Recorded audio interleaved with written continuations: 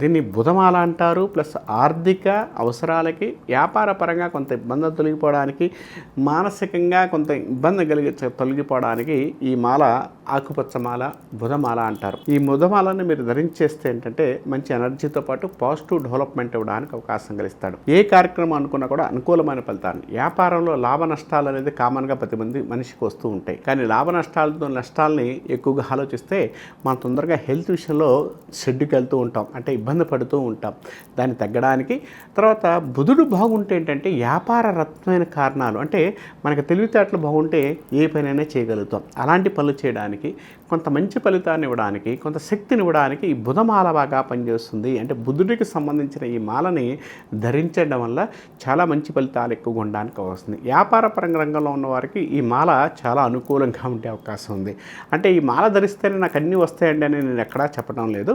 కానీ ఈ మాల ధరించడం వల్ల కొంత ఎనర్జీ పాజిటివ్గా ఉండే అవకాశం ఉంటుంది.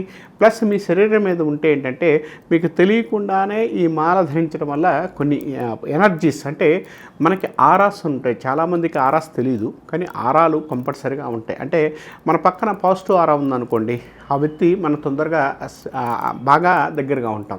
నెగిటివ్ ఆరా ఉన్న వ్యక్తులతో ఎక్కువ టైం మనం వెళ్ళలేం. అలాంటి ఆరాస్ తగ్గిస్తూ మంచి పాజిటివ్ ఇవ్వడానికి, వ్యాపార పరంగా కూడా మన దగ్గరికి ఎంతోమంది వస్తారు. ఆ వ్యక్తుల నుంచి మనల్ని కాపాడుతూ పాజిటివ్ ఇవ్వడానికి ఈ యొక్క మాల మంచి అనుకూలమైన ఫలితాలు ఇవ్వడానికి అవకాశం ఉంటుంది. ఈ మాల ధరిస్తే దీంతోపాటు, ఈ మాలతో పాటు ఒక జపము ఉంటుంది. అంటే ఈ మాలకు సంబంధించిన అధిదేవతని ప్లస్ మీ జాతకానికి సంబంధించిన అధిదేవతని మనం జపం చేసుకోవడం వల్ల మీకు తొందరగా రిజల్ట్స్ ఎందుకు రాబో చూడండి.